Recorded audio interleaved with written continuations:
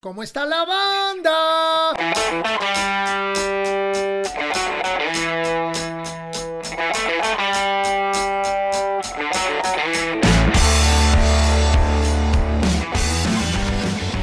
Amigos, bienvenidos a este primer podcast del mes de mayo, ya en la recta final para terminar la sexta temporada. Y les comento que por ahora no va a haber una séptima. A todos nuestros fans y seguidores de Hueso Colorado, yo sé que van a estar tristes, se van a sentir decepcionados, pero desafortunadamente nada es para siempre. Sin embargo, no les estoy diciendo que esto termina, la puerta se queda abierta, igual lo retomamos en 6 meses o en 1 año, pero en estos momentos los destinos de mi hijo Juan Pablo y el mío se van a separar por un tiempo y realmente no va a ser posible seguir produciendo este podcast, ¿no?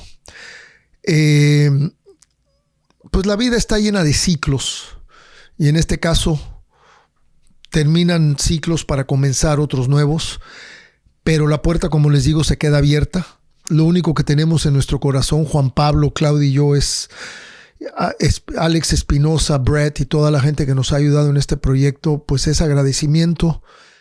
Y fueron 3 años sin parar, 150 capítulos, se dice fácil, pero sí fue pues un proyecto bien constante, pero de pronto todo tiene que tener un momento de descanso y creo que lo tenemos bien merecido, pero les repito por tercera vez que la puerta queda abierta. Pero bueno, vámonos a otras cosas.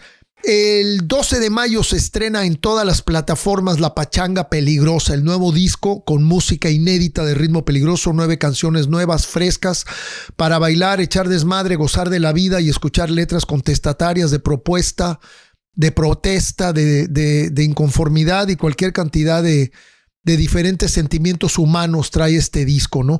Tenemos un dueto maravilloso con Cecilia Toussaint en una canción a favor de los derechos de los niños que se llama Dejen a los niños en paz, y también una colaboración maravillosa con el Tony y el Capricornio Man, el buen Cano, de El Gran Silencio, que de hecho la rola se llama Un Minuto de Silencio. También les recuerdo que este 20 de mayo estamos con Dangerous Rhythm en la presentación del documental presencial Aquí no pasaba nada, donde tocaremos unos 20 minutos, un pequeño showcase con los músicos originales de Dangerous Rhythm en el Circo Volador a partir de las 7 de la noche. Los boletos están a la venta ahí en el Circo Volador, en Calzada de la Viga número 146 y en Super Boletos, ¿ok?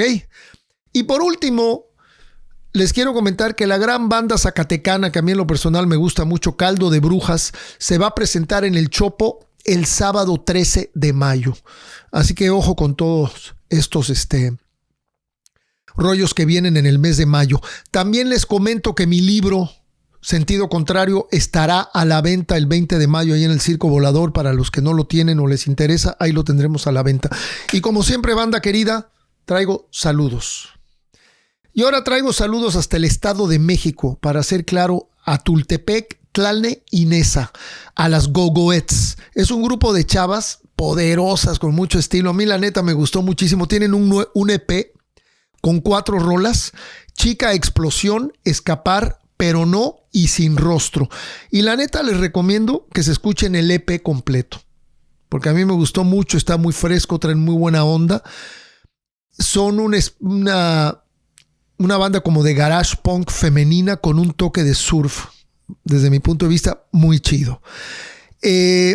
Aquí también traigo noticias de Combo Movox, la banda del señor González, otro incansable músico, escritor, investigador del rock mexicano, que si no está escribiendo un libro, está tocando con alguien o está en su propio proyecto, que en esta etapa de su vida se llama Combo Movox.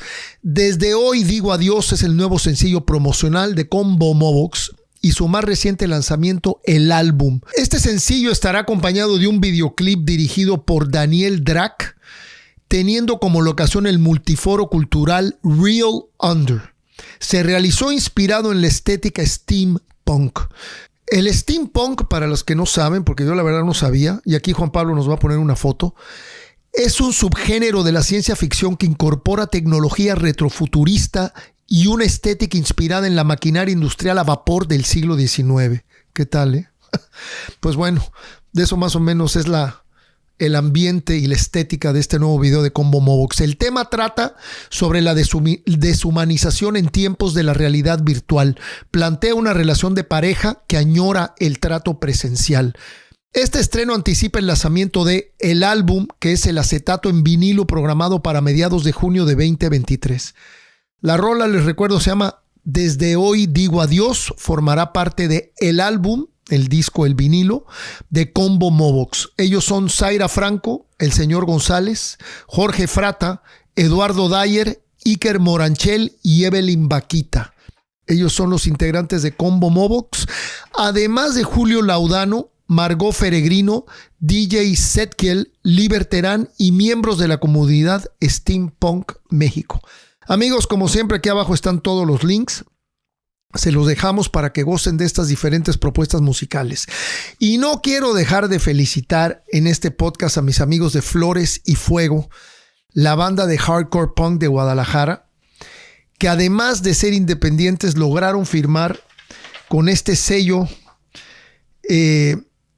americano, que pues tienen también a Rancid, a Bad Brains, y ellos son aquí está la calcomanía, se llaman Pirate Press Records, y para mí es un orgullo que una banda mexicana pertenezca a este sello, y nos mandaron el disco.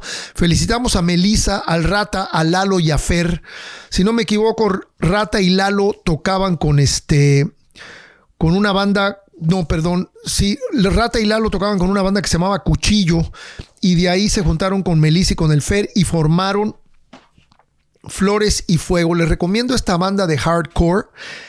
Ellos salen también, su fecha de lanzamiento es el 12 de mayo, igual que la de Ritmo Peligroso. Así que repito, felicidades a Melissa, Rata, Lalo y Fer. Flores y Fuego, esta banda de Guadalajara que es distribuida por Pirate Press Records desde San Francisco, California. Felicidades, chavos, qué gran logro, y suenan de poca madre, me encanta la energía que tienen. El fan de la semana es Israel Gutiérrez. Un saludo, mi querido Israel, qué chido, carnal, que nos apoyas, que sigues pendiente del podcast. Recuerden, amigos, que me pueden seguir en Instagram, en Facebook, en Twitter, siempre estoy activo ahí. Aunque no haya podcast, nos podemos seguir comunicando, y les recuerdo que este podcast no termina. O sea, nos vamos a tomar un descanso. A lo mejor regresamos con un podcast al mes o uno cada 2 semanas, pero ¿cómo está la banda? No ha tirado la toalla, nos estamos tomando un break.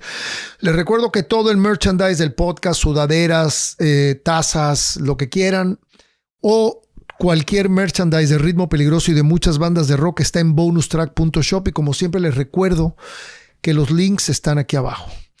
Y ahora nos vamos a esta breve semblanza de nuestro invitado de hoy, un personaje muy interesante, la verdad, un cuate muy ecléctico y versátil, y hablo de José Hernández Ríguez Cruz. 1971, músico, escritor, gestor cultural y profesor investigador de tiempo completo de la UAM Azcapotzalco. Es integrante de Hueco, uno de los grupos más importantes de la escena oscura mexicana, con quienes ha publicado 7 discos, y también es guitarrista de The Drágulas, grupo irreverente de glam new wave que desarrolla sus presentaciones bajo la tradición del cabaret y la carpa mexicana. Como escritor ha publicado diversos artículos académicos y periodísticos, entre los que sobresalen aquellos relativos al rock mexicano, y 3 libros de ensayo. La figura de Small Town America en el cine y literatura a través de la oscuridad, con la UAM, año 2012. Jumping Someone Else's Train Remix, una reflexión sobre el llamado revival post-punk mexicano. Venas Rotas Discos, del 2022. Y por último, Vamos a Jugar a Londres, un libro sobre la escena oscura del rock mexicano al sur del DF en los años 80. También publicado por la UAM, 2022. Bastante creativo este cuate. Como gestor cultural ha sido miembro de diferentes colectivos independientes como Serpientes sobre Ruedas, el Festival Internacional Octubre Negro, el Festival Oscura, cuyo objeto principal ha sido la promoción y difusión del rock mexicano a la par del apoyo a causas sociales. Fue colaborador logístico de Discos Intolerancia y jefe de actividades culturales de la UAM Azcapotzalco. Su proyecto académico se enfoca al estudio de la cultura pop mexicana con un acento en la escena oscura de la Ciudad de México. Así que, amigos, interesante esta charla que tuvimos con José Hernández Ríguez Cruz en este segmento que se llama Entre Amigos y Vinilo. Yo te quise de noche y de día, tú me echaste brujería. 4, 3, 2, 1. Mi estimado y querido José Hernández, qué buena onda que nos visitas aquí en Cómo Está la Banda, hermano. La verdad nos da mucho gusto tenerte. Eres una persona, pues me parece sumamente creativa, sumamente ecléctica, y creo que bien vale mucho la pena que estés en esta plataforma y que nos compartas tu historia a todos los que nos escuchan aquí en Cómo Está la Banda. Bienvenido, mi querido José. Muchísimas gracias, al contrario, gracias por la invitación, gracias por abrir el espacio, ¿no? Sí me faltaba conocerte personalmente, pues, porque sí, vaya, digo, la relación que llevo con la gente de tu generación es muy, muy cercana, pero pues sí me faltabas tú, ¿no? Ahora sí que como coleccionista de álbum, pues ahora ya, ahí estás y mira, me siento muy honrado de estar contigo y de estar platicando. Qué chido. No, pues qué buena onda que estás aquí. Oye, ¿y cómo has estado, mano? ¿Cómo has pasado toda esta etapa? Te veo en un cuarto lleno de cine en el fondo, que me imagino que ha de ser tu colección de películas. Sí, bueno, pues me lo he pasado bien chambeando, pues, sí es la colección de películas, mi trabajo de día es de ser investigador académico y demás, pues, que en realidad es una manera de justificar mi vida de vago. Entonces, pues hablo de cine, de música, de todo, y me pagan por eso, entonces está padre. Yo también decía que mi hobby era ir al cine. Sí, no, pues toda esa etapa, ¿no? Curiosamente, ahora que cerraron el Cine Plaza, ¿no? Es un gran lugar en donde, pues, ocurrieron estos conciertos, no conciertos, cuando pasaban las películas. ¿Te acuerdas que pasaban esta película de los Rolling Stones, de Gimme Shelter o esa de AC/DC? La gente se formaba alrededor para poder ver, ¿no? Era como ir a este concierto en los 80, donde no sucedía, pero ahí estabas y pues era como una especie de modernidad ocurriendo ahí, ¿no? Entonces, a mí pues me tocó, eso. a mí el Gimme Shelter de los Stones no me tocó. Estaba yo creo que muy chavo y ni siquiera me acuerdo que haya sido exhibido en cines en México, pero sí me acuerdo de Ladies and Gentlemen de Rolling Stone, el famoso concierto aquel en el Madison Square Garden, que había un tremendo PA en la sala Buñuel. Órale. Y todo fue en las salas estas de Alatriste, que eran poquitas y poco a poco se fueron expandiendo. Luego abrieron la Cúbrica y en Mazarik. Y la verdad que era un lugar diferente donde se podía ver un cine diferente y las propuestas eran muy interesantes, ¿no? Pero tú no habías nacido en aquellos años. No. Digo, sí llegué a ir a estas salas de arte, les decían. Exacto. Estaba la Chaplin, estaban todo esto, pero que luego se hicieron cines porno en la noche. Pero justo sí podías ver ese otro tipo de películas que no veías en la cartelera de Kotza, ¿no? O sea, o en la organización Ramírez, pues, y sí, pues, ir a esas salas, a las salas de la UNAM o a los cineclubes, o sea, pues, finalmente eran donde empezábamos a ir y sí, llegó siendo más chico, pero veías a la gente que siempre estaba ahí, que eran recurrentes, ¿no? Pues como todos ustedes, ¿no? Que sabías que estaban por ahí y que les interesaba y que era la manera de que se abrían puertas hacia cosas que no teníamos en la ciudad en ese entonces.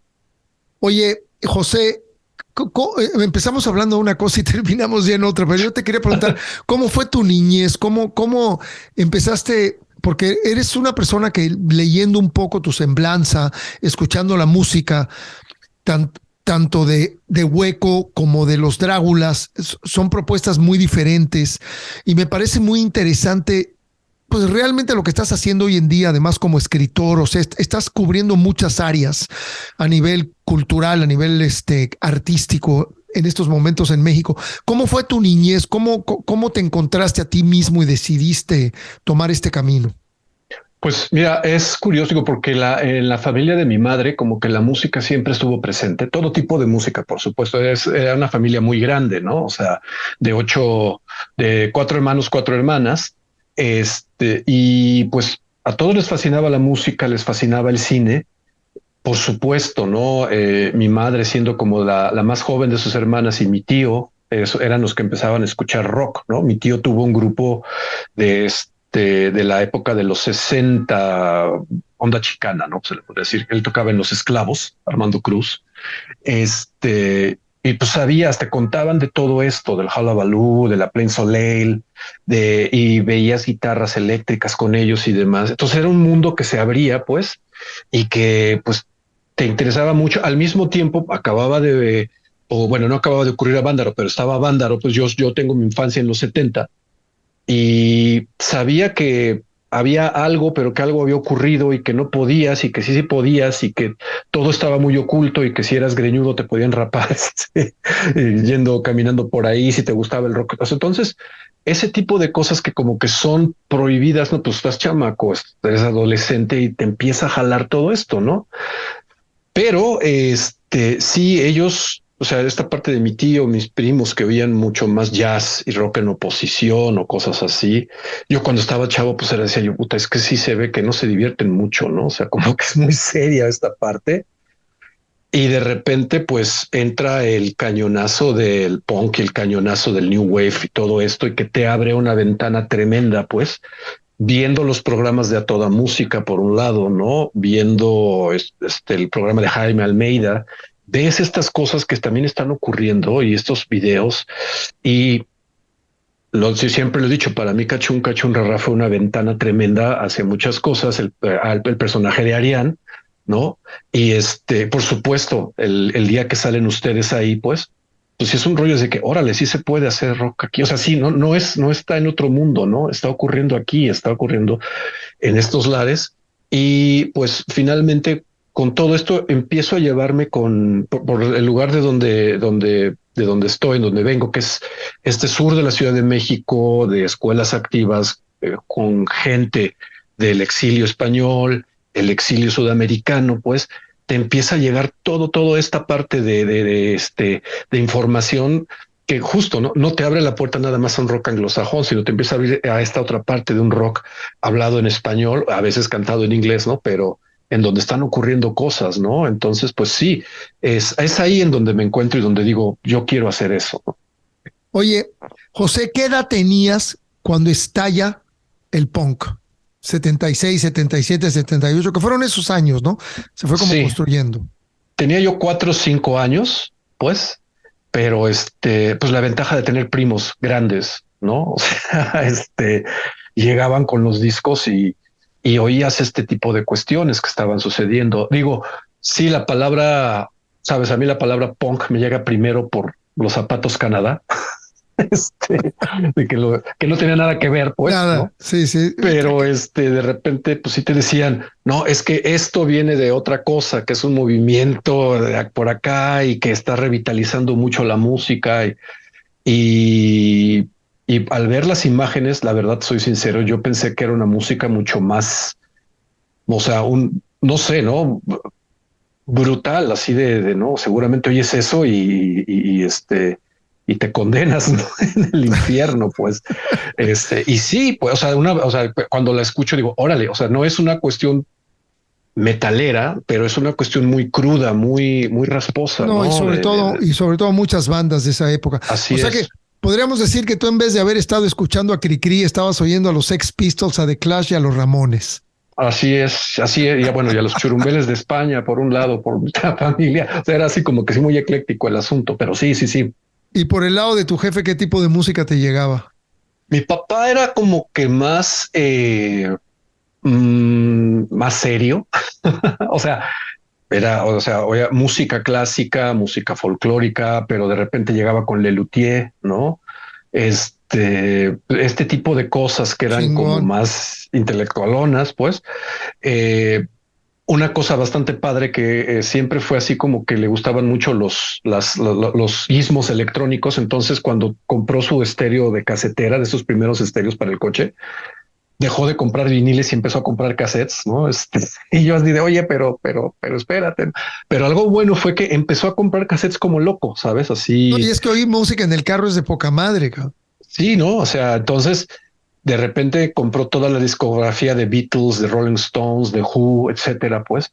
Entonces pues estaba padrísimo, ¿no? Porque ibas en el coche oyendo eso. O sea, Imagínate que, ahorita me viene a la cabeza, imagínate que hubieran inventado en aquellos años un aparato que le metieras el vinil así como metes el CD, que ya ahora ya todo es MP3 y ya todo es Spotify y todo, ya los carros ahora ya salen sin CD player, sin nada, pero a mí me tocó mucho la época en que los carros traían pues la casetera y ya después el CD player, ¿no? Entonces me quedo pensando, imagínate que si en vez de haber tenido ese cassette player hubiera tenido como una fisura así tremenda donde metieras el vinil completo y luego lo volteabas y lo...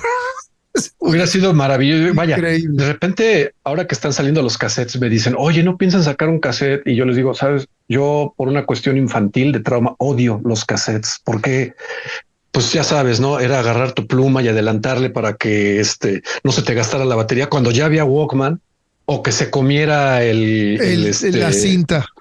La cinta o que tenías que estar esperando a que pasara tal rola en el coche adelantando. O sea, cuando todas estas cosas que nos tocaron de estéreos que saltaban ya de canción en canción, yo iba diciendo gracias, ¿no? No, entonces, pues eso. Pero sí sufrí mucho cuando llegó el CD, ¿sabes? Porque pues me fascinaba toda la... Claro. Toda esta parte.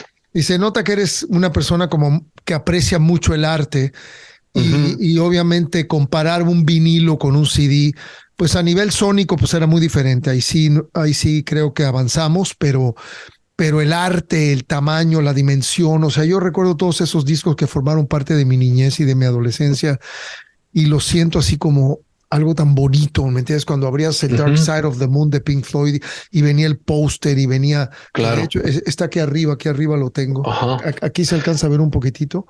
Y venían los créditos de dónde grabaron, todo, ¿no? Te involucrabas muchísimo en cada disco, ¿no? Eso, ¿no? Buscando pistas, ¿no? O sea, no sé, pues esta es de abrirlo y oler primero, ¿no? El aroma, o sea, así de... Sí, algo nuevo se sentía. Claro, así, ¿no? Y justo con eso, ¿no? Oyendo Dark Side of the Moon, ¿no? Y leyendo la información y decías, ¿qué más me quieren decir? Que seguro que hay alguna cosa rara que no estoy entendiendo o que se me está pasando, pero aquí debe de haber algo que me lo va a decir, pues, y buscar todo eso. Era un momento muy padre. Creo que eso también a la gente que escuchábamos discos y demás nos definió mucho y nos definió este sentido de la búsqueda, ¿no? De quiero saber más, quiero ver todo esto, ¿no? Claro, cuando algo te causa pasión, realmente quieres seguir aprendiendo, ¿no? Investigando, buscando. Oye, eres cantante de Hueco y eres guitarrista de Los Dráculas. Estás manteniendo dos proyectos a la par, además de una serie de cosas que ya hablaremos de ellas más adelante. Pero yo quisiera que nos contaras cómo nacen estos proyectos, cómo puedes complementar, porque yo vengo de una generación donde te dedicabas a tu banda y todo era con tu banda. Ya con los años, pues las cosas cambian y ahorita colaboro en esto, colaboro en lo otro, estoy con el rock en tu idioma eléctrico, sinfónico, con el nuevo disco de Ritmo Peligroso, pero yo crecí en una etapa en que eras como que tu banda era tu familia y ahí te quedabas, ¿no? Y a mí me llamó mucho la atención que cantas con Hueco y tocas la lira con Dráculas, compones con ellos. Cuéntanos un poco de todo este rollo entre Dráculas y Hueco, cómo nacen las bandas, compones, cómo es la dinámica entre los dos grupos, cómo te complementas. Ok, sí. Bueno, la primera banda que tuve se llamó Los Olvidados, que era una banda proto-dark, por así decirle, cuando todavía no estaba la escena salida, ¿no? Pero pues era una cosa que nos llamaba mucho la atención y nos gustaba mucho, ¿no? Tienes razón, o sea, en esa época, los 90 y todavía la etapa de Hueco, sí, o sea, era una sola banda, un solo proyecto y eras muy celoso de ese proyecto, ¿no? Si alguien más se iba, lo sentías como medio traición, o sea, ese tipo, sí me toca eso, sí es esta parte, pero estamos hablando de los 90, ¿no? Hueco ya es, digamos, los Olvidados son esta parte donde empiezas, ¿no? Empiezas a conocer a la gente, te empiezas a conectar, te das cuenta de que, pues mucha gente que estaba haciendo ya cosas de manera profesional, había salido de tus escuelas, estaban, pues conviviendo, ¿no? O sea, te dabas, vaya, eran los hermanos o primos mayores de tus amigos mayores, pues, y eran tus amigos mayores los que estaban ahí metidos, pues. Y sí, a mí toda la vida, desde que vi a Bauhaus en el Ansia, pues Claro. yo dije, órale, yo quiero hacer una cosa así, De ¿no? Tony Scott. Sí, claro, Sí, totalmente, por sí, sí. supuesto, ¿no? Ese comienzo es espectacular con Bela Lugosi's Dead. Sí, sí, sí, o sea, y además la película, o sea, pues en un momento, pues, yo fui a rentar la película a Videocentro, un amigo muy querido, Leonardo Heiblum, que es este gran músico tremendo que toca con Philip Glass y toca con Pat Smith Órale. y es parte de acá de esta escena donde está el Paté de Foix y todos ellos, pues Ok. él fue el que llegó y me dijo, tienes que ver esta película, te va a fascinar, ¿no? O sea, sale el grupo favorito de David Bowie, tú vela y demás, que además, por otro lado, él me lleva a ver The Rocky Horror Picture Show, ¿no? Y entonces ahí vas viendo por dónde se van, desde esta sembrada la semillita de tanto Hueco como de los Dráculas, pues. Yo veo eso y eso es lo que me gusta y eso es lo que me fascina. Ya me toca una escena mucho más grande, ¿no? En algún momento en la entrevista de Ricardo Rico Bon de los enemigos de Bon, el gran Leoncio dice, es que a nosotros nos toca una escena muy chica, ¿no? Éramos cuates yo ya estoy en un momento en los 90 en donde pues ya se empieza a hacer este Claro. público masivo del rock mexicano. Así es. Y hago yo a Hueco, pues sí, mucho, yo me empiezo a juntar mucho con la gente de la cocina, o sea, son Mark Rodamilans, Rick Rodamilans, la gente de Guillotina, gente de Ansia, poco Tony Méndez que se complementa con lo de Claro. Rocotitlán, ¿no? Pero digamos, esa es la familia, ¿no? Consumatum Est, Romántico Desliz, somos los cuates de toda la vida, ¿no?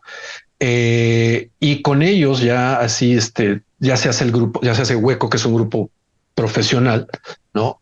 Y sacamos este primer disco con Peerless, ya cuando ya la escena oscura ya había nacido. Decimos que la escena nace en 94.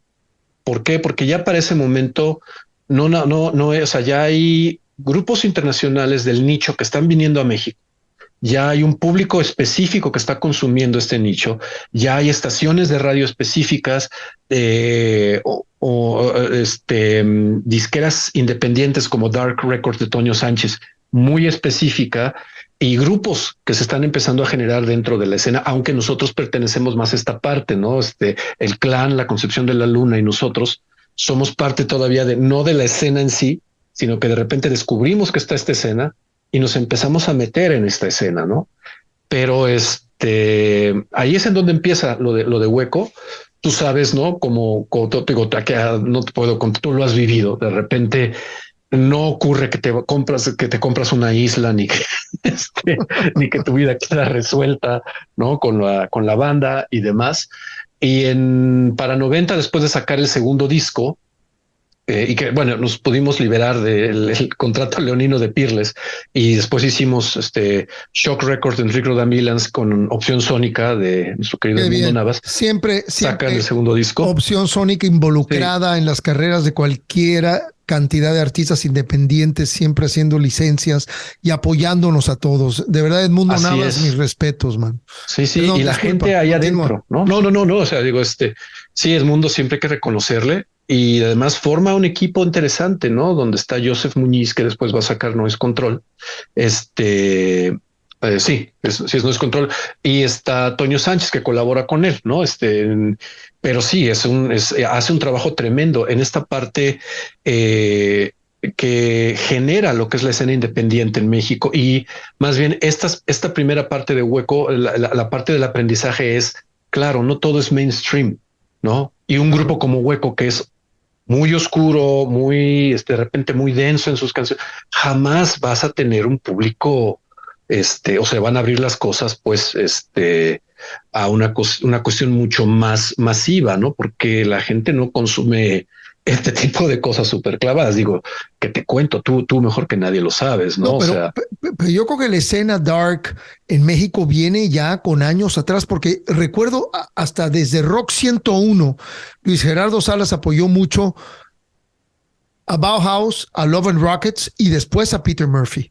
uh-huh. ¿no? Así Entonces, es. yo creo que es como todo. Son esos movimientos que se gestan en el underground, que son grandísimos, que no te enteras porque no están ahí en el top 5 o en las estaciones de Ujú. radio sonando constantemente, pero se crea un underground tremendo y cuando vienes a ver, tocan en lugares para 4,000 o 5,000 personas y nadie se entera. Así Es es, como una ¿no? cofradía masiva que existe ahí Ujú. atrás, que se va formando, ¿no? Claro, claro. Digo, de repente, pues ya sabes, ¿no? El espejismo mediático, ¿no? En donde piensas que, claro, seguramente si voy a, no sé, ¿no? A Omaha, todo el mundo va a saber quién es Bauhaus, ¿no? Y llegas y, ¿qué? ¿Qué me estás?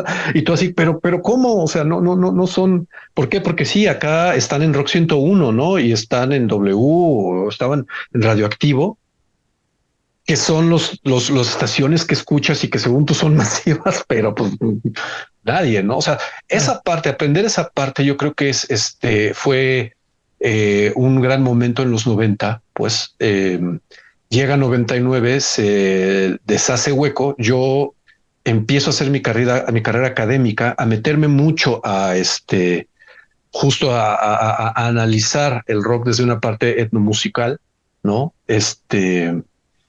Y la vida te va llevando por muchos lados, ¿no? O sea, cuento mucho de repente esto de que en algún momento en 2003, 2004 estaba yo en el Corte Inglés, ¿no? Allá en Barcelona, que es esta tienda claro, departamental tipo Liverpool. sí, como, exacto, Palacio de Hierro, Sí. ¿no? Ajá, ¿no? Y llego a la sección de libros, digo, bueno, seguramente van a estar los mismos libros que están allá en Palacio de Hierro. Y me encuentro, Piro, un mundo de libros sobre la escena pop rock española tremenda, ¿no? Así como está esto acá atrás, así los libros. Sí. Y yo de, no manches, ¿por qué en México no hay esto? ¿No? Por qué no lo estamos haciendo? ¿Por qué? Entonces, de alguna manera, desde ahí empieza esta parte académica y empiezo yo a generar cosas con muchos cuates, pues colegas, para empezar a hacer escritos y sumarme a todo lo que está haciendo gente como David Cortés, Tere Estrada, toda esta gran gente que está sacando cosas, ¿no? No, hermano, la cantidad de documentales que existen de bandas españolas que ni Eso, siquiera conocemos en México es eso. impresionante. Han documentado su proceso rock and rollero y todo, desde el punk hasta todo. A mí a cada rato me mandan links y lo que pasa es que de pronto te saturas de tanta información y Ujú. no puedes estar hablando de todo, ¿no? Así es, ¿no? Y sí, bueno, y uno agradece a gente como como Pilar Ortega, ¿no? De Que acuerdo. se avienta, No, totalmente. o sea, el documental de Just Like Heaven y el de ustedes, el de Aquí no Sí. pasaba nada, lo agradeces, ¿no? Pero es este asunto, digo, lo empiezas a ver, ¿no? Desde de repente, ahora que saqué este libro, el Vamos a jugar a Londres, dije, ¿por qué me tardé tanto? Pues claro, porque es un momento en donde empiezas a gestar cosas y hasta ahora están saliendo, ¿no? No, no te El, me adelantes, no te me adelantes, ok, ok, porque va, eso merece un espacio muy importante. O sea, tu onda ok, como escritor, investigador. Cuéntame de los Dráculas. va. Entonces, estoy en esta parte académica, pues, y llega un musicólogo que se llama Philip Tag y nos empieza pues bueno, son estas como clínicas que nos daban dentro de, armamos un seminario de música y literatura ahí en la UNAM. Y él nos viene a dar una clínica y nos empieza a hablar de sus teorías, que son los musemas, de cómo de repente una canción son pueden ser muchas canciones. Un poco lo que hace Jack Black con esta banda, en donde te empieza a mezclar muchas canciones con los mismos acordes. Pues él en ese momento empieza a hacer esto y la gente que estábamos en el seminario de repente dijimos, órale, pues estaría padre hacer un grupo de mashups en donde mezclemos todo lo que es esta cultura musical mexicana, ¿no? Que es la parte pop, la parte rock, ¿no? En donde entran en una canción cosas como Yuri, Erasure, Johnny Cash, en una sola canción, y es la misma línea, ¿no? Y estábamos muy clavados con la parte de española, lo de la movida madrileña, pues, ¿no? Así, diciendo, ¿no? Justo después de este viaje a Europa que hago, y decíamos, híjole, ¿por qué no hay ninguna banda así de este estilo aquí en México, no? Fue una época en donde mucha gente, varios colegas, estos colegas de rock and rollario, tenían unos blogs en donde subían música que ya no conseguías en ese momento, ¿no? Y entonces buscando discos de la movida, pues, de repente me topo con un disco que tiene un tipo así en la portada vestido de arlequín, ¿no? Y yo digo, ay, güey, ¿qué es esto? Size. Claro. Y empiezo a leer y veo Walter Schmidt. Y el gorro. ¿Cómo? El gorro ¿no? de Illy. O sea, esa foto es increíble. Yo así de, ¿por qué no conozco esta? Digo, siempre me jacté y demás, que sabía yo mucho de mexicano y demás, pero evidentemente, como todos, tengo grandes huecos ahí, ¿no? Y que finalmente, gracias a gente como tú y como todos, la gente que ha sido benévola con esto, pues uno llena esos círculos, ¿no? Pero eso dije, ¿qué es esto? ¿Qué es? ¿No? Y lo escucho y me vuela la cabeza y empiezo a preguntar, oye, ¿qué pasó con este grupo? ¿Quiénes son? Y toda la gente me empieza a decir, no manches, era un grupo con una presencia muy fuerte, Illy Bleeding. Y yo dije, o sea, sí había grupos así en México, pero evidentemente estaban muy escondidos. O sea, antes del boom de Size, todo esto, ¿no? Y entonces estábamos haciendo estos mashups, estas canciones, ¿no? De canciones y demás. Empezamos, digo, toda la vida yo trabajé mucho con Mark Rudamillans como productor, pero también con Rogelio Gómez, guitarrista de Ansia, que en paz descanse. Y cuando le empezó a decir, oye, ¿cómo ves si hacemos un grupo ya en forma, pero un grupo, bueno, los mashups no podemos hacerlos porque en ese momento sacarlos era pagar una cantidad tremenda de derechos de autor, pero hacerlo con esta técnica que se llama centón con C, que es que tomas partes de diversas canciones, las juntas, les das una, lo manipulas de determinada manera que sale una canción nueva, pero evidentemente quien la escucha está diciendo, órale, esta es tal canción, esta es tal otra canción, ¿no? Y hacer una cuestión escénica que hable de la carpa mexicana, que hable de toda esta parte del cabaret, pues todo esto que hicieron, ¿no? Ustedes en esa época recuperar eso y lo sacamos y que sea un sonido totalmente ochentero. El gran secreto de eso, digo, pues que cuando de repente yo buscaba trabajos de tempraneros, fui profesor de una escuela activa aparte, ¿no?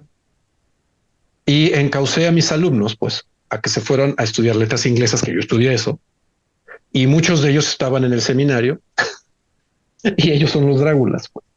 Entonces, o sea que prácticamente eres tú con tus alumnos. Así es. Qué interesante.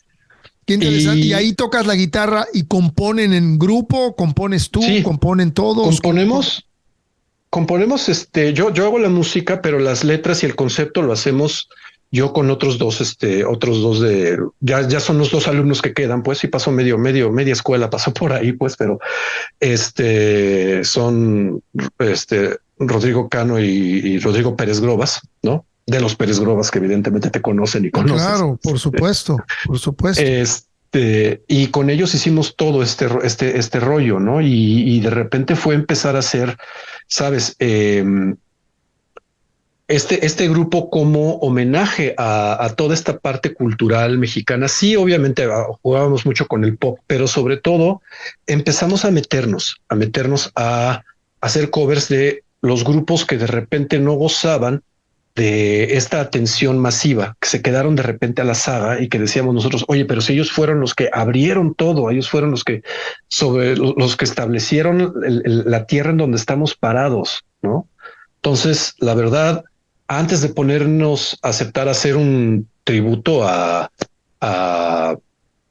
baladistas o a grupos extranjeros, dijimos, hagamos homenajes a grupos nacionales, ¿no? A partir de ello, de repente nos empezamos a conectar con la gente, ¿no? La primera persona que nos llama cuando escucha, todavía era la época del high five, ¿sabes? Pero que nos contacta por todo eso, sin nosotros hablarle, sino él nos contacta, fue Illy, ¿no? Vale. De repente nos escribe y me dice, oigan, vi videos, escuché su música, los quiero conocer.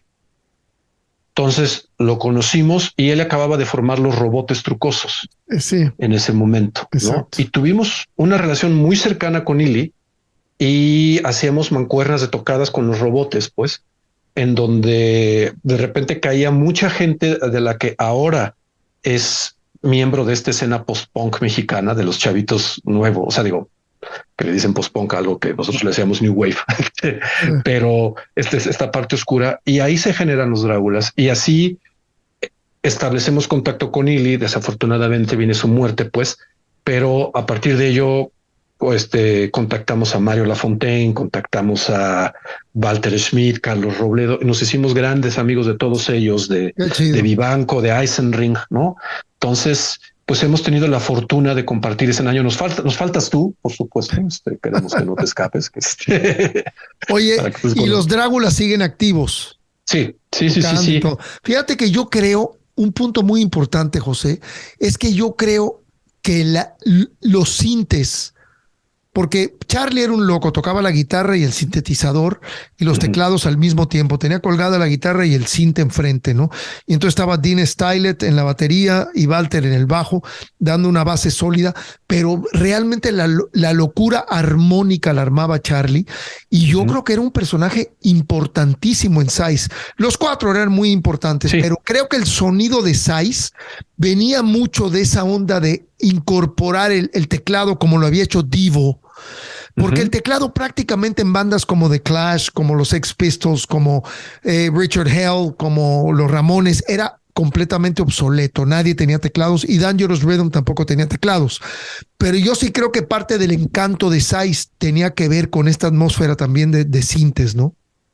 Totalmente, ¿no? Bueno, que la llevan después con Casino, ¿no? Casino Shanghai para esta segunda parte, ¿no? De los 80, ¿no? Y que finalmente, ¿no? O sea, digo, o sea, nos sentimos bien nosotros, ¿no? Cuando vemos que, pues sí, viene un boom de Size que no fue llamarada de petate, ¿no? por la desafortunada muerte de Ili, ¿no? Sino que permanece, y que muchos de estos grupos de chavos, pues, empiezan a consumir y empiezan a integrar en sus cosas, pues, y de repente voltean, sí, a tu generación y a tu nicho, pues, en donde está el punk, el new wave, y empiezan a generar cosas juntos, ¿no? O sea, digo, cosas nuevas. Y a mí me da mucho gusto que grupos nacionales de repente te digan, mis influencias son estos grupos nacionales, ¿no? Porque estamos muy acostumbrados a decir, sí, mi influencia es David Bowie, mi influencia es tal por cual, pero ya cuando finalmente escuchas, ¿no? Es que yo escuché el disco del Dangerous y pues saco de ahí cosas, ¿no? O yo escuché a Síntoma y estoy generando cosas. Dices, qué padre, ¿no? Gracias, porque finalmente, pues sí fue una chambota la que hicieron, y nosotros... Y así es, se va dejando un legado. Es como en el caso mío, para mí, Peace and Love, El Ritual, abrieron una brecha muy importante, el Three Souls in My Mind, y luego nosotros para las que venían, y luego para las de los 90, obviamente los Caifanes, La Maldita, y así se va generando como este legado generacional, ¿no? Musical, que pues al final del camino... De eso se trataba, ¿no? De tratar de que el rock mexicano llegara a donde está ahorita, y vamos a ver dónde estará en 20 años. Espero que no se parezca mucho a Bad Bunny, eso es lo único que espero. Sí. Oye, viejo, ojalá. Dime una cosa. Eres escritor, eres gestor cultural, eres una persona, perteneciste a Discos Intolerancia. O sea, realmente no has parado. Yo quisiera que nos platicaras un poco de tu etapa como escritor. Tu libro, Vamos a jugar a Londres, acaba de salir. Tienes otro anterior que también te quiero preguntar al respecto, pero me encantó el título de Vamos a jugar a Londres, porque de Londres, al menos yo, creo que viene la música más importante a lo largo de mi vida. No niego la influencia del rock americano, porque adoro hasta la fecha a Alice Cooper, a Frank Zappa, a Johnny Winter, a muchas bandas americanas que me hicieron madurar como ser humano y como músico, pero la mayoría de mis grandes bandas venían de Inglaterra, ¿no? Desde King Crimson en la época del progresivo, o Peter Gabriel con Genesis, y ya después obviamente David Bowie y todas estas cosas que hemos medio comentado, y tú le pones Vamos a jugar a Londres, y vi que el arte de la portada se parece mucho al arte que era del 9 y del look que era de La Regla Rota. Ujú, Ellos sí, te sí. hicieron ¿estoy bien o estoy Sí. Mongo hizo el diseño, perfecto? de hecho. Platícanos de esta novela o de este libro, cuéntanos.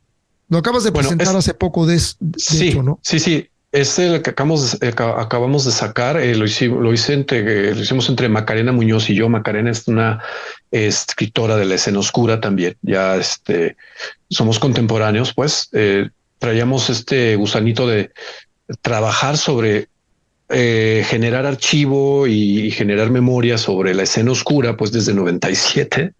Eh, y por ahí del 2014, pues le dije, oye, pues vamos a hacer ahora sí, ¿no? Vamos a hacer un libro ya tenemos ya tenemos un trabajo de día, afortunadamente, y podemos hacer esto, ¿no? Cuento con el apoyo de la UAM para sacarlo, ¿no? Que ha sido un gran apoyo para la difusión de este tipo de trabajos y de esta parte cultural, pues.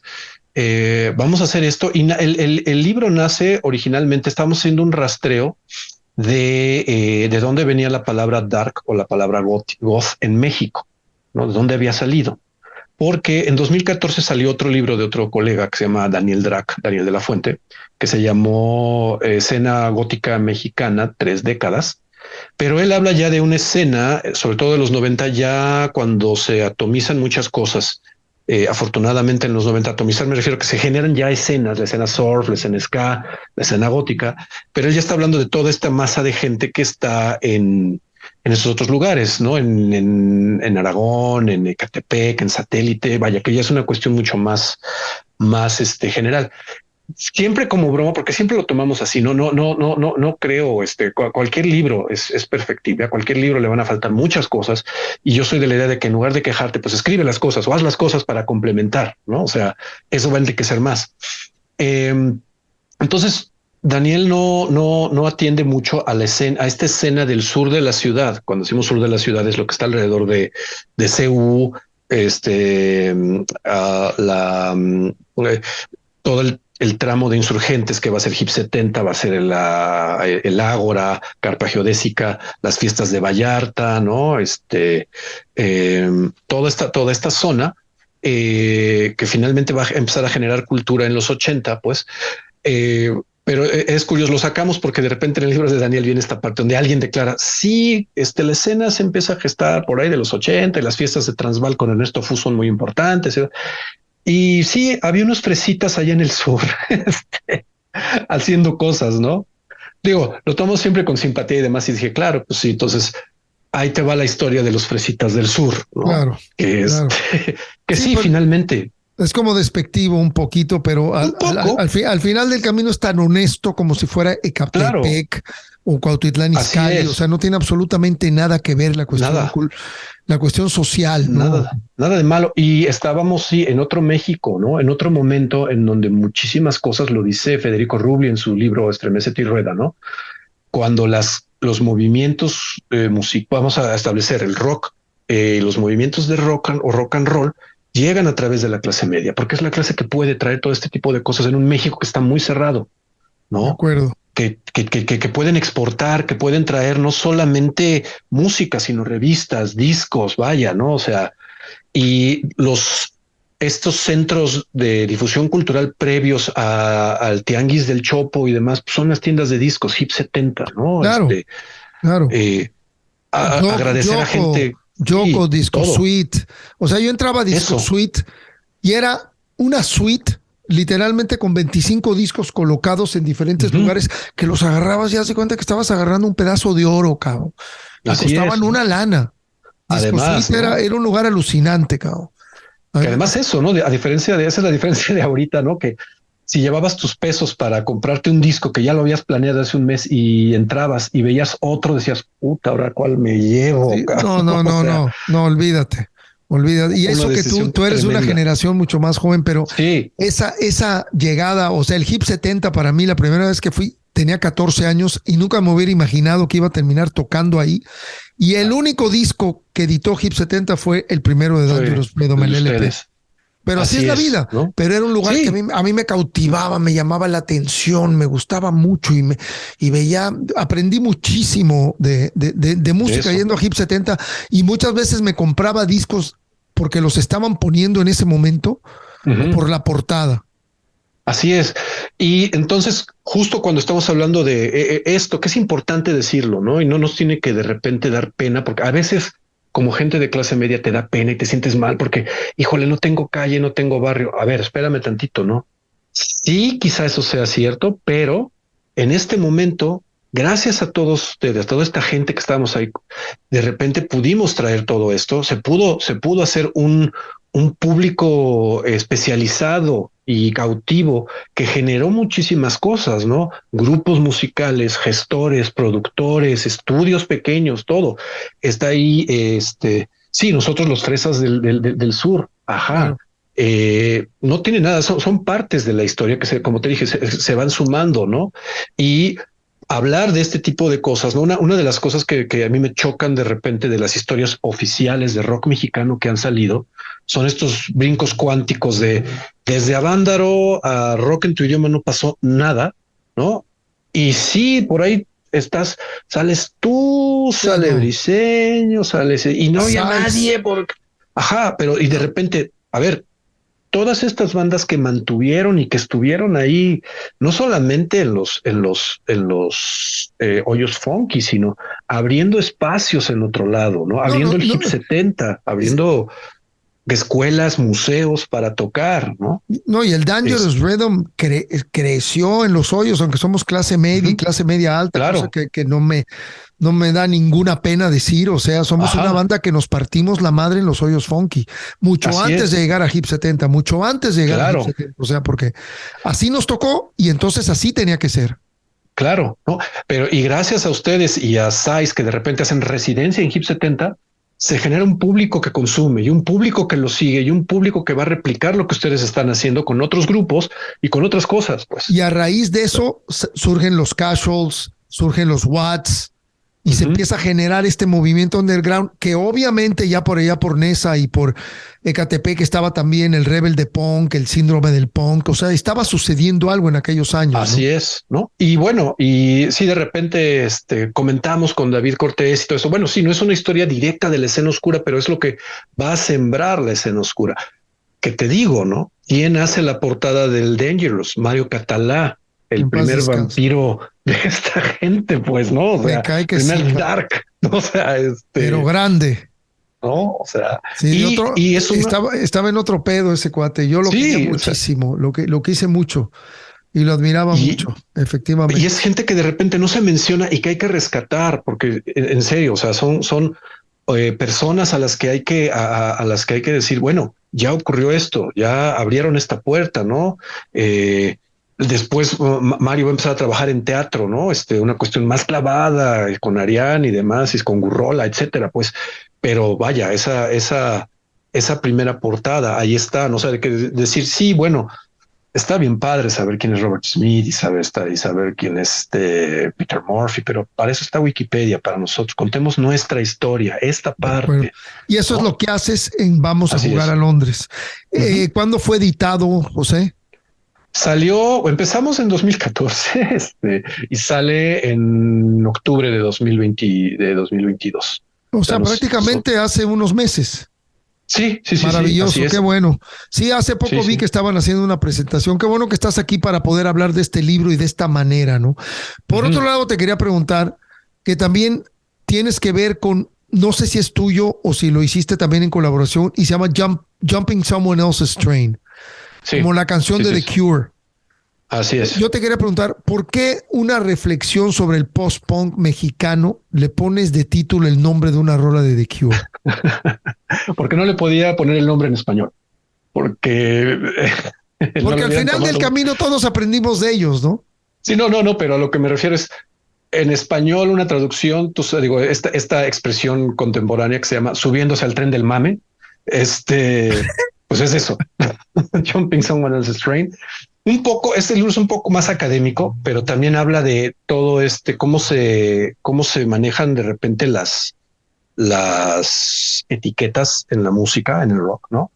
Porque de repente surge esta parte, nueva generación de chavos oscuros de la escena oscura. Llegamos digamos, a un concilio de llamarle escena oscura más que escena dark, escena gótica en 2014, porque además en 2014 emergen los post-punk. Y Pero empiezan a es, llamarle sí, no termina. post-punk a algo a lo que nosotros le decíamos New Wave o Es que no tiene Tecnopop. nada que... Para mí el post-punk es garbage, es rancid, Ujú, es ujú. pues una serie de bandas que salieron después. El New Wave es muy, muy diferente. Yo creo que el New Wave parte desde el principio de Devo y de los Talking Heads. ¿Estás de acuerdo? Así es. Y Sí, ya sí, sí, después lo sí. llevaron a cabo otras bandas, pero el punk tiene un sonido más crudo, más Totalmente. más agresivo, que de alguna manera yo me quedo pensando que no tiene nada que ver con el New Wave, Nada. porque si tú en ese momento comparas a los Sex Pistols con Devo, no tenían nada que ver, o a los Ramones con los Talking Heads, que de hecho se fueron juntos de gira a Europa. Yo digo, qué increíble que los Talking Heads le abrían a los Ramones en la primera Así gira es. por Europa, porque era música que se complementaba, que era completamente diferente, y una realmente era media fresa y la otra era muy agresiva. Así es, ¿no? O sea, en el libro justo hago esta mención, ¿no? De que el término New Wave, eh, digo, aunque había estado en diversos momentos de la música, pues lo toma Warner cuando compra el catálogo de Sire Records y empieza a poner en sus espectaculares, "Don't call it punk, call it New Wave", ¿no? Porque tú Sire, sabes, o sea, que la acaba de morir, gente, acaba de morir Seymour sí, Stein. Él firmó a los exacto, ¿no? Ramones, firmó a los Talking Heads. Sí, y Eso. ahorita que te dije la palabra fresa, no es que el New Wave sea fresa, el New Wave es muy inteligente, Ujú, ujú, pero no ujú. es tan agresivo como el punk. O sea, Exacto. para mí Sí, New Wave era Television. Tom Verlaine, que así acaba de es. fallecer, en paz descansa, Ujú. pero Richard Hell and the Voidoids era punk. Así es, ¿no? ¿Estamos de acuerdo? Entonces, sí, totalmente, totalmente, ¿no? Y entonces de repente salen estas etiquetas nuevas, ¿no? Que tienen que ver más con la industria. Y bueno, vamos a ponerle post-punk a esto, ¿no? Y entonces gente de tu edad, de mi edad, etcétera, estamos así como, espérate, es que eso no es post-punk, mano. O sea, No. es una cuestión, pues pragmática, ¿no? Era una cosa que se le decía así porque, ajá, hubo grupos que solían ser punks que se volvieron new wave y alguien le dijo Incluso, así. incluso yo creo que el grunge podría ser Ujú. post-punk. Y ahí Así viene es, la admiración de Pearl Jam hacia los Dead Boys que grabaron Sonic Reducer. O sea, así está es. todo muy ligado, ¿no? En Ujú. fin, oye, mano, nos podríamos pasar acá un podcast de 2 horas hablando de esto. Pero bueno, qué interesante todo esto que nos cuentas. Yo te pido de favor que nos mandes al rato todos tus links para que Ujú. la gente pueda comprar tu libro, se pueda enterar de toda la música de Dráculas. Grabaste 7 discos con Hueco. O sea, Así es. tener acceso a todo eso y nos mandas tus redes sociales para compartirlas cuando salga tu podcast. Claro. Platícanos, mi querido José, de tu actividad como gestor cultural, porque además estás haciendo mucho por la música en México. Así es. Bueno, esta parte justo que la habíamos comentado, ¿no? Cuando de repente tú llegas a hacer algo, porque yo lo fui también, ¿no? Estos quejosos de que, pero ¿por qué no hablan de esto? ¿Por qué no hablan del otro? ¿No? ¿Por qué nada más atienden a este tipo de cosas? Eh, Gente que escribe libros, gente que saca revistas o gente que hace documentales y de repente dices, bueno, vas creciendo y te das cuenta, esta gente que lo sacó, pues finalmente era lo que le interesaba o lo que vivió o eso es lo que él ve y no está mal, él o ella lo ven y es un punto de vista padre. Lo que uno debe de hacer es complementar, ¿no? Y si uno no lo hace, nadie lo va a hacer, ¿no? O sea, muchas veces eso ocurre. Entonces la parte de la gestión cultural es, ok, a mí me abrieron camino, me toca a mí abrir camino para muchas cosas, ¿no? Me toca participar en la etapa de Hueco con colectivos como la Orden del Cister, que es un colectivo de la escena oscura, pues artístico, en donde empezamos a generar eventos desde conciertos, exposiciones y demás para darle difusión a este tipo de cosas, pero también por otro lado empiezo a participar en Serpientes sobre Ruedas, que es cuando se juntan todos los músicos, pues para generar conciertos en apoyo a los pueblos originarios de Chiapas, ¿no? Ok. Y a decir, ok, con esta parte que tenemos ahorita la ventaja de estar en el foco mediático, podemos hacer un apoyo directo con esto, ¿no? Pasan las cosas, pasan los años y llega la oportunidad de trabajar con intolerancia, por ejemplo, ¿no? Entonces Platícanos ahí también de empiezas eso.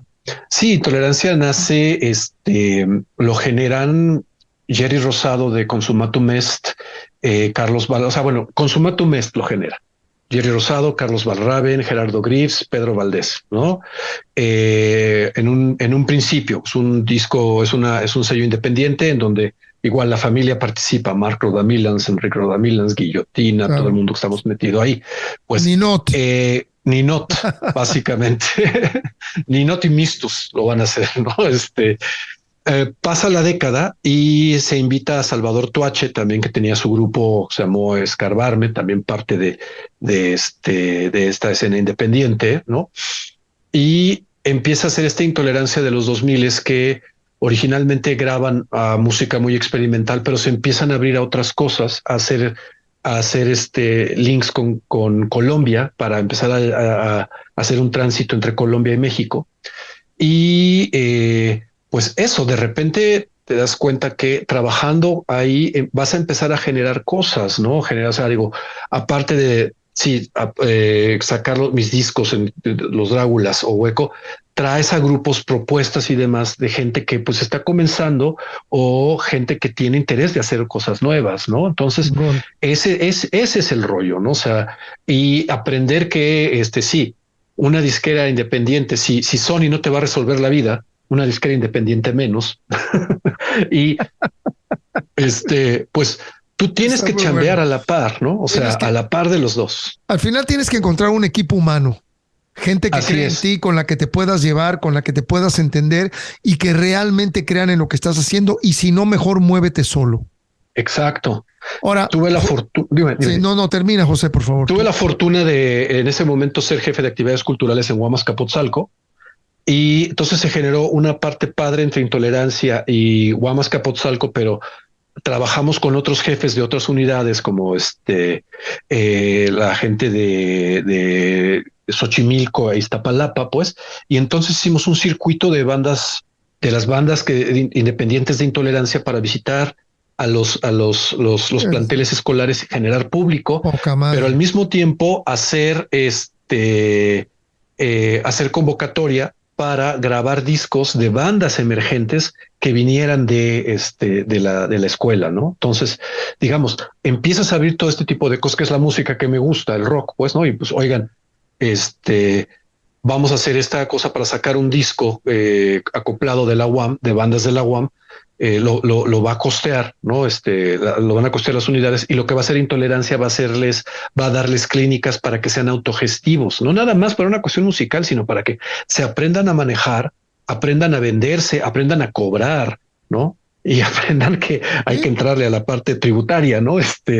Para establecerse como... No, estar organizados como una empresa, no eres solamente un grupo de rock, eres una empresa, totalmente. Así es. Qué bien, mano. Oye, qué labor tan admirable, José. Qué bien. No, pues ahora sí que es parte de, ¿no? Trabajamos todos. Afortunadamente de ahí salen y te conectas con iniciativas, gente con la que ya habías trabajado en Serpientes sobre Ruedas, en Intolerancia, y sale, por ejemplo, este otro colectivo que se llama Colectivamente, en donde estamos Memo Briceño, el señor González, Rodrigo de Oyarzábal, Tere Estrada, Olivia Domínguez, Paco Sánchez, ¿no? Gente de mucha gente de diversos lugares, en donde se está generando el Observatorio del Rock Mexicano, una base de datos que contemple a todos los grupos de rock mexicano, para que alguien que quiera, o sea, es una especie de Wikipedia, partiendo de los libros de Rafa González, los 60 años del rock mexicano. Sí, tremendo trabajo de Rafa, del doctor. Justo. Sí, del señor González. Wow, sí. Bueno, él ya estuvo por aquí. Tengo bastante comunicación con él y con su nueva banda Combo Mobox. Con Combo Mobox, sí. Y a partir de eso estamos generando todo esto, pues, para que cualquier persona que se interese por saber quién fueron los Spiders, o no sé quiénes fueron ¿no? los Duk Duks o Ecus o Dangerous Rhythm. Hace poquito tuvimos aquí a Miguel Ochoa de La Fachada de Piedra.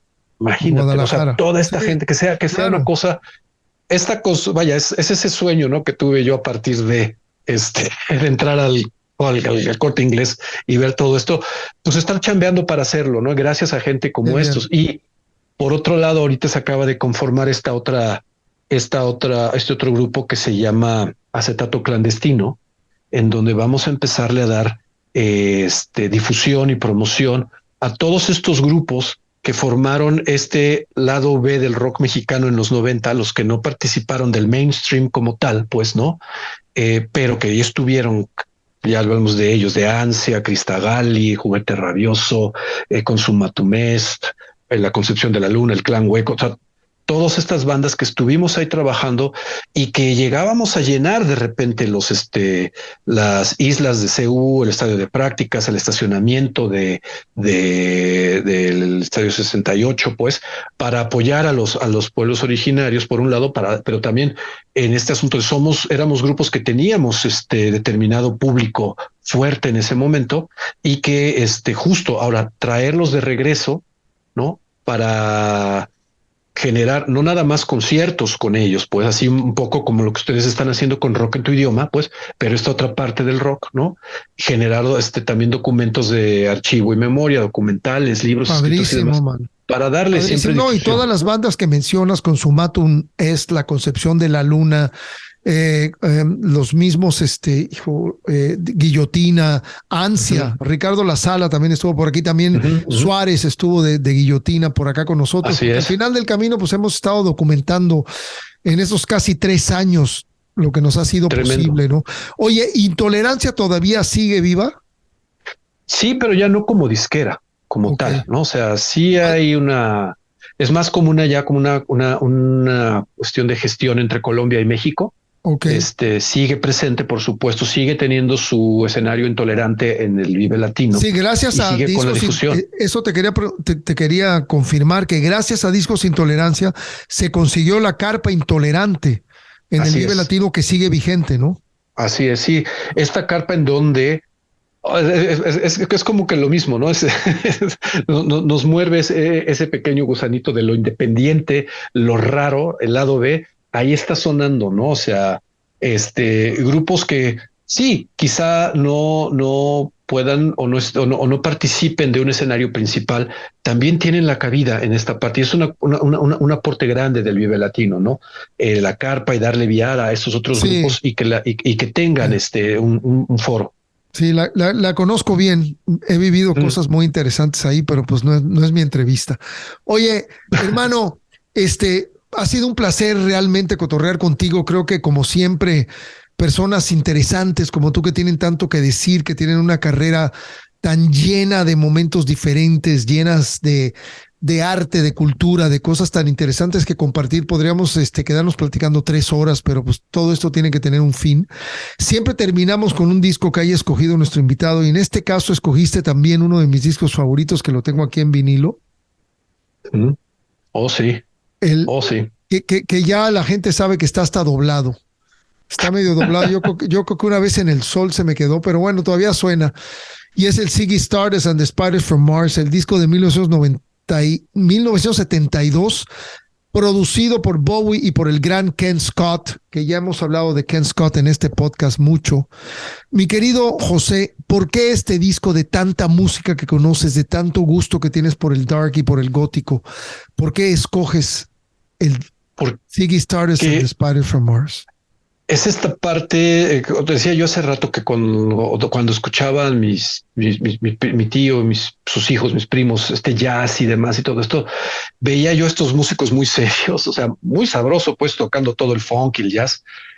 Pero de repente, cuando ves la parte teatral, el vestirse, ¿no? O sea, esta parte del Sgt. Pepper, de alguna manera, esos alter egos y demás, Bowie llevando todo este maquillaje y toda esta parte del glam rock, ¿no?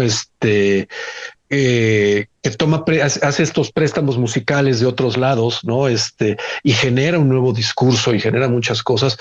Es la base, por supuesto, de lo que van a ser las noches Bowie en Londres, ¿no? Queremos jugar a Londres. Y se va a generar el New Romantic, New Wave, ¿no? Toda esta parte inglesa, toda esta parte escénica, en donde de repente dices, te cae que se puede hacer eso en el rock. Órale, ¿no? Qué fascinante que se pueda hacer eso. Un músico muy atrevido. Así y además, es, ¿no? gran músico, gran compositor, tocaba el sax de poca madre. La rola de Soul Love de este disco es una belleza. Pero sí, definitivamente es un disco que cambia vidas, ¿no? Así es, ¿no? Entonces, sí, por supuesto, abre muchísimo a toda esta parte del New Wave. Acaba de salir este libro que se llama The History of Goth. Se me fue el autor ahorita, pero justamente dice, no Bowie, no Goth, ¿no? Fíjate. Sí. Así de sencillo. Es que ¿no? lo ligan con muchas cosas y además, como siempre fue tan impredecible, no Así sabía si es. de pronto estaba New Wave o estaba gótico o si venía Dark o si venía Glam. No, porque, o sea, el ala de Insane es una cosa, Tremenda, el ¿no? Sí. brinco de esto a ala de Insane es espectacular y si ponemos delante de este el Honky Dory, es una trilogía maravillosa, ¿no? Así es, ¿no? Y bueno, y finalmente, pues ya la liga directa es a los Dráculas, ¿sabes? O sea, es esta parte en donde, pues sí, nos asociamos mucho con vaya, parte de la misma escena ahora de mi queridísimo Abu Flores, el Abulón, con los Claro. Abominables, pues. O sea, esta mancuerna de bandas que estamos ahí, pues con ellos o Pris y los vampiros, y las vampiras, perdón, muchísimas bandas que tenemos todo este rollo por ahí, que jugamos Qué mucho bien. con ello. Entonces, Bowie es esta parte Sí, que nos sí. permite abrir ese abanico. La escuela de muchos después de más de 50 años prácticamente, ¿no? Así es, así Increíble. es, así es. Increíble. Un placer haberte tenido aquí, mi querido José. No, Oye, yo te quería preguntar una cosa. la verdad, dígame. Eres cinéfilo. Ujú. Veo todos los DVDs ahí atrás. Mencióname dos películas que realmente hayas salido del cine alucinando después de que las hayas visto en los últimos 10 años. En los últimos 10 años está una que es una película rusa que se llama Styliagi. Le pusieron en inglés Hipsters, ¿no? Y es justo te habla de la primera escena nicho musical que se genera en esta Rusia socialista, todavía de la Unión Soviética, pues a finales de los 50, que empiezan justo a emular lo que ellos creen que está sucediendo en Estados Unidos o en Londres, ¿no? Y te dan toda esta visión, ¿no? De ajá, es un Moscú que no es como te lo pintan todas las películas gringas y demás, ya sabes, así de todo decadente, sino es una ciudad como cualquier otra viviendo con otro estilo económico, pues, pero donde de repente ves estos chavos que son así como que paralelos a nosotros en los 80, ¿no? Generando lo que ellos piensan que está ocurriendo, pero no se dan cuenta que están generando lo propio, ¿no? Y lo más interesante es que todo el soundtrack, este nicho cultural que se llamó Styliagi, ellos escuchaban mucho swing, pero digamos que todo el soundtrack está hecho con los grupos icónicos rusos de finales de los 80 hasta ahorita, con canciones, digamos, haz de cuenta que fuesen las canciones del rock en tu idioma hechas swing. Y Y cantabas en ruso. Sí, sí, sí. Exacto, ¿no? Todo eso. Oye, dime Entonces, una cosa. así es brutal, pues. ¿Dónde se podrá ver esta película? ¿Tendrás algún link o algo que nos puedas En compartir? YouTube te la mando, está en YouTube. Sí, ¿no? mándanos O sea, todo eso para ponerlo abajo de tu podcast. Y la segunda, ¿cuál sería, mi querido José? Así que me voló la cabeza en estos últimos 10 años. Híjole, ahí te va otra. Tiene un poquito más de 10 años, pues, pero igual, o sea, son estas cosas que me volaron la cabeza. Una película que se llamó El Calentito, que es una película española que habla sobre un grupo de chicas en la movida española, pues, que se llaman las Siux, ¿no? Por Siuxi, pero es una descripción de lo que era esta España de post-franquista, con lo nuevo, pues, en este momento que es la movida española y con digamos, la alegoría, la metáfora es que sí, la chica protagonista es esta España virgen, ¿no? Que se está metiendo en un mundo raro de bares y de cosas que no entiende, pues, pero que le está llamando la atención y le está llevando para allá. y la familia es, sí, la mamá hipercatólica, el papá sordo, ¿no? Que es como el rey, la mamá esta parte sí, la iglesia, el hermano es el fascista, ¿no? Entonces son todas estas imágenes, esta descripción de esta España, ¿no? Que nueva, que está empezando a salir. Sí, es una película que salió hace unos años. Déjame ver, pues anda por aquí. Bueno, ahí la tengo. Esta, mira. Ahí te va. El calentito. Oye, el calentito. El calentito. Ah, ok. El calentito. Oye, si se puede por ahí también, y si está en YouTube, claro. mándanos el link.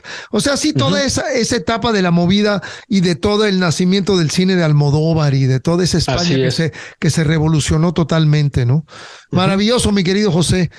Te pido, de favor y con toda honestidad y respeto, que te despidas como se te pegue la gana.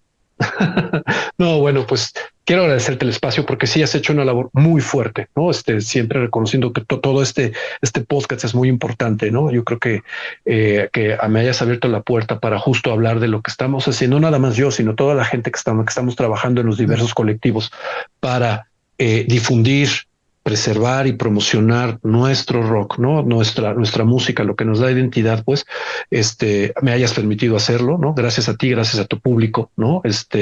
Y pues eso, espero que pronto nos veamos por acá e integrarte en alguna presentación de los Dráculas para que eches brincos y cotorres. A huevo. Hacemos con todos ellos. Levanta los brazos conmigo.